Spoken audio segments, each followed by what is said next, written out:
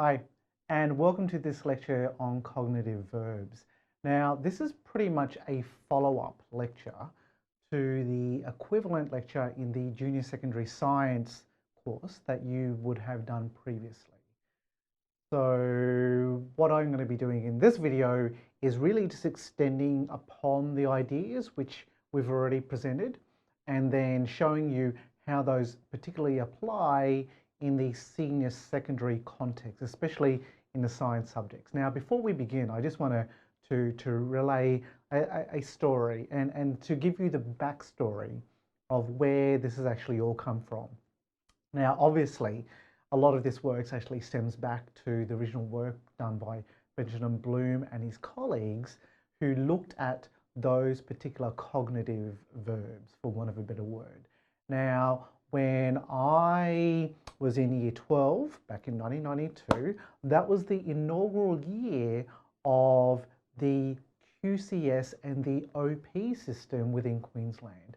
And part and parcel of that system, which was a move from the BSSS. I can't remember how many S's was in the previous syllabus, but in the OP system, what was talked about there were the core curriculum elements, or the CCEs. So the idea was, throughout your 13 years of schooling, the education system should have been teaching you these core curriculum elements. And if you ever dig up any of the documents from that era, you'll find it's like, oh, these are what we now call cognitive verbs. So ideally what should have been happening was, whether you were doing mathematics or science or history or geography, what was meant to be taught was the skills of analysis, the skills of evaluation, applying formulae, understanding, recall, remembering, all of that good stuff that we would now call cognitive verbs. Now, those core curriculum elements were then assessed in a statewide assessment called the Queensland Core Skills Test.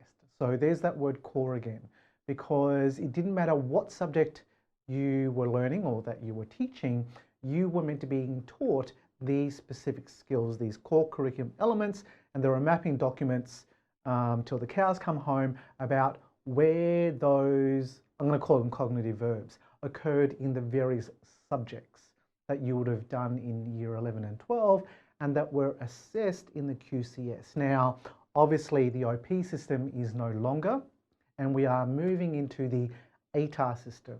And the ATAR system has an external, still has an external exam, but here rather than, you're still assessing core curriculum elements, but within the particular subject areas. So there is still a common exam, but it's a common exam for physics, a common exam for history, for each individual subject, unlike the previous system, the OP system, where you had the one test, the QCS, which assessed all curriculum elements regardless of the subjects that you had studied in 11 and 12. Okay, so that's just a bit of a background of where we are now. So, and what you'll probably find is in your career as a teacher that there will probably be another name change, but just have that understanding of how the idea has changed over time, but it's still the same idea. There's still the same idea of cognitive verbs.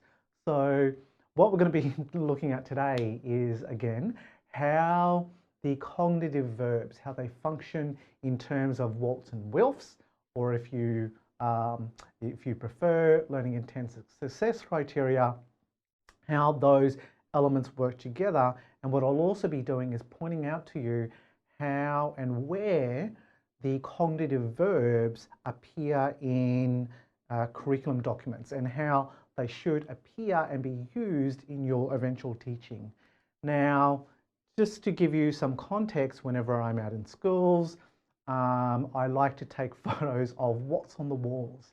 So when you have a look at the boards or when you have a look at walls, you'll see there these Waltz and Wilfs, learning intention success criteria, potato, potato, I don't care what you call it, but they should be displayed somewhere. And so displayed is kind of like low level use of cognitive verbs and success criteria, what you should really be doing is intentionally teaching those particular skills. So you should be teaching the skills of analysis, you should be teaching the skills of evaluation and so forth, using those thinking tools that we had already started to explore in junior secondary science. So here's some examples of real-world examples of where teachers are using WALTs and WILFs. Now, there are very good theoretical reasons of why you would use WALTs and WILFs, and so in the previous lecture where we talked about cognitive verbs in the junior secondary context, here I go into this in much more detail about where the various pieces of evidence have been informing government policy in terms of the use. And so while the system has made it mandatory, well, the system has advised that WALTs and WILFs be displayed and used in classrooms. That's been interpreted as bare minimum, just write that on the board. And then other schools have interpreted, you must write that on the board and students must copy it down. What I'm going to advocate here is that you take it to the next level, is that you actually explicitly build into your lessons to make sure that the students fully understand why you're writing that on the board, why you've chosen that particular text for the students to interact with, and you've chosen that particular thinking tool, because what's really, really important, which I will make clear later on when we start to have a look at assessment, it's absolutely important that students be able to pinpoint exactly the verb that they're actually doing in the particular task. So when you get out there, you may see situations like this. So in one of the many visits that I've, when I go out and I watch our pre-service teachers teaching, this is what I saw on the walls of a Year 11 economics class at Varsity College. Now, so what this school is doing is making it absolutely explicit to teachers and students what each of the cognitive verbs actually mean. Now, there is a document produced by the QCAA, which you should already have on your hard drive, which clearly defines all of the cognitive verbs that we should be teaching in our classrooms. So based upon that policy document, these posters were created and they were shared with the students, so to make sure that students, when they're being asked to define, for example, in the exam, they absolutely know what that means. When they're asked to contrast, they absolutely know what that means. Okay, so here you see some examples of cognitive verbs being explicitly explained to students to make sure that students and teachers are absolutely on the same page when it comes to those various tasks. So without covering old ground, there are very, very good reasons why you should absolutely use cognitive verbs in your learning objectives. And so hopefully what's going to be made clear in what I'm going to talk about in a moment is the recommendation, my recommendation, that when you write a learning objective on the board and when you write into your lesson plan and when you start using it, my advice has always been, make sure that the learning objective can stand alone as an exam question, because part of what we should be doing is training students for that performance task of the exam, and so we build that into our lessons. Okay, so that's why I recommend that, and hopefully when we look at the assessment task, you can see that more clearly. Now, when you look at the policy documents, the curriculum documents for the 5 sciences, biology, chemistry, physics, earth and environmental, and psychology, you'll see that unlike the junior secondary documents, where there is no mention of cognitive verbs, here they are front and center. So this is from the biology syllabus. This is topic 1, unit 1, cells at the basis of life. And you can see that each one of those learning objectives actually starts with a cognitive verb. What you should also recognize is that they are hyperlinked. So clicking on those in the PDF documents takes you to the glossary of terms which describes what those are. Now, what you'll also notice is that the cognitive verbs used in some of these learning objectives could not stand alone as an exam question. But what you need to do, the skill that you need to have as a classroom teacher, is to be able to take this policy document and then operationalize it. So for example, you can see there, understand. What you have to think of as a teacher is what activity can I give students to help them understand this? And if this were going to be an exam question, what would I expect students to do? Would I expect them to explain endocytosis? Would I expect them to be able to create a flow diagram of the process? Would I expect them to compare and contrast it with a pinocytosis, for example? So that is the kind of task that you are required to do as a teacher, taking these policy documents and enacting them within the classroom. So there's an example, and this is just biology, but it's similar across all of the senior science syllabus documents, that the learning objectives start with a cognitive verb. Okay, so as I was saying before, these learning objectives are actually hyperlinked to the glossary. And so for each one of these verbs, there is a definition. There's a QCAA definition, which is the definition that you need to use. Now, some of these are different to my literature-based understanding of these cognitive verbs, but that's irrelevant, because what you need to do is you need to teach the QCAA definition of these, because that's how the external markers will be interpreting the exam question and how they will be marking the exam question. When they've got their marking guide and they're looking to mark your students' work, they're going to be looking at that marking guide, and that marking guide is absolutely tied to the QCAA definition. So that's what we have to use in the classroom. So there you can see the description, the definition of describe. Okay. And here's the definition of understand. So I'm just going to talk a little bit about this, because when you read that definition of understand, it kind of makes no sense. It's just kind of wordy. But then when you have a look at that last part of it, they construct meaning from messages, including written or graphic communication.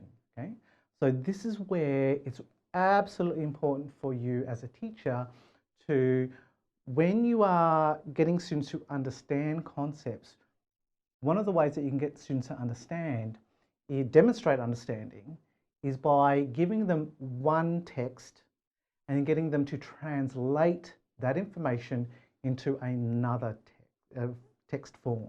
So for example, it could be giving students a YouTube clip, audio visual, and getting them to change that, to translate that into a graphic, a flow diagram. It could be getting students to read the paragraph out of the chapter and translate that into a mind map. So by transforming information from one form into another is the demonstration of understanding. So for those understanding learning objectives, that's how you enact that in classrooms, yeah? And then what you'll want them to do is to translate that into a revision exam question.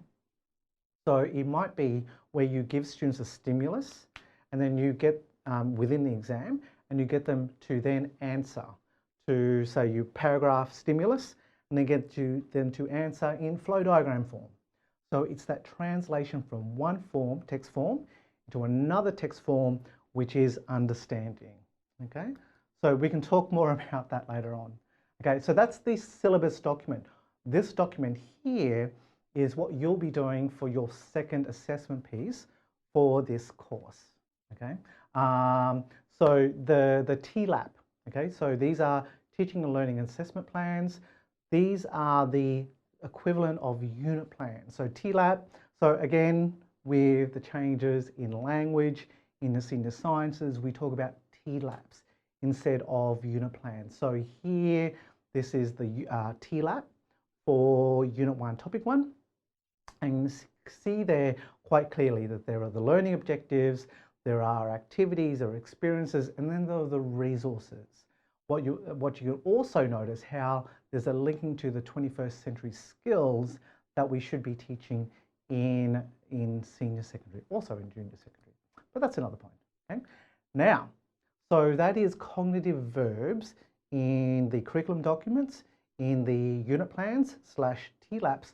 But here's an example of where the rubber really hits the road in terms of the whole point of explicitly teaching learning objectives, explicitly teaching thinking tools and definition of cognitive verbs is because this is what exams look like. This is what a test looks like. Now, this is a data test, so where students are given a set of data and then they're meant to answer questions, okay?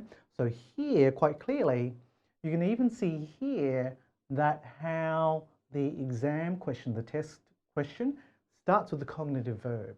And if students don't understand what that cognitive verb of contrast means, they could go off on a completely different track. They could just describe.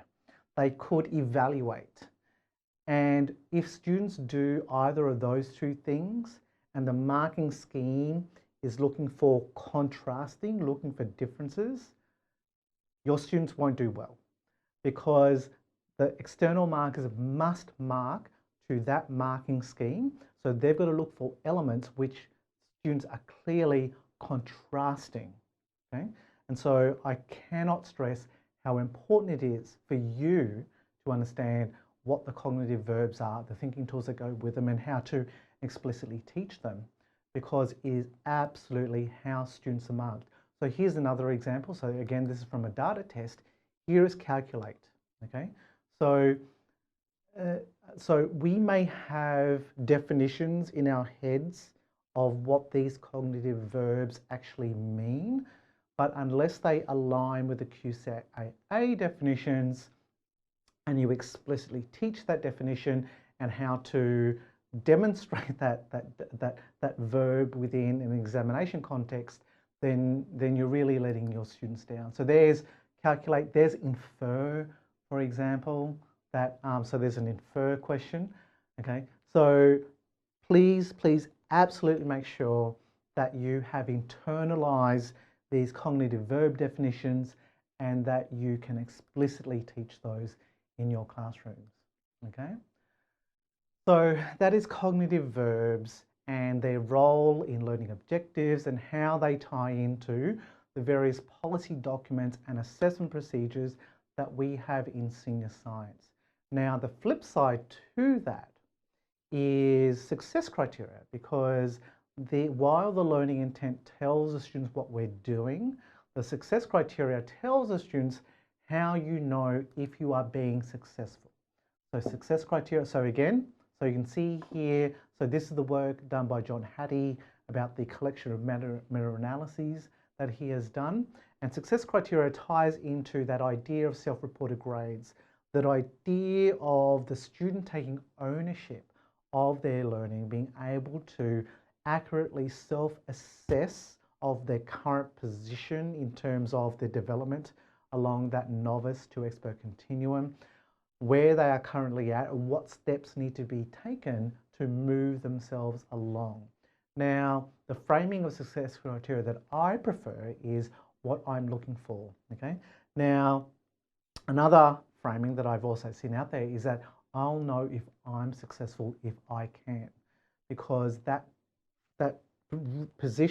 statement positions the reader as the person in control of the learning process. So it's quite clearly signaling to the person in that here are the criteria for self-assessment. You use these to self-assess yourself. Okay. Okay. So what I also recommend is that with success criteria, you tie that to the 3-star WILF process, and I'll show you that in a moment. Now, this is covered in much more detail in the previous cognitive verbs lecture. So if you can't remember what was spoken about there, make sure that you go back and revisit. But there are a whole heap of good reasons why we give students the success criteria for them to be able to self-determine whether they're being successful or not. But then the 3-star Wilf system takes it to that next level because it differentiates. Again, I go into that in more detail in the previous lecture, so please go back and look at this.